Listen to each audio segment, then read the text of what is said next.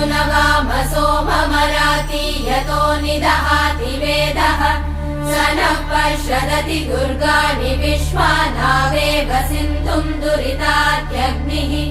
तामग्निवर्णाम् तपसा ज्वलन्तीम् भैरोचनीम् कर्मफलेषु जुष्टाम्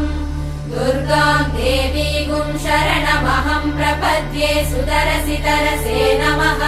अग्ने त्वम् पारयानव्यो अस्मान् स्वस्तिभिरति दुर्गाणि विश्वा पूश्च पृथ्वी बहुला न उर्वी भवातोकायतनयाय शम्योः विश्वानि नो दुर्गः जातवेदः सिन्धुन्न नावादुरिदातिवर्षि अग्ने अत्रिवन्मनसा गृणानोऽस्माकम् बोध्यभिता तनूना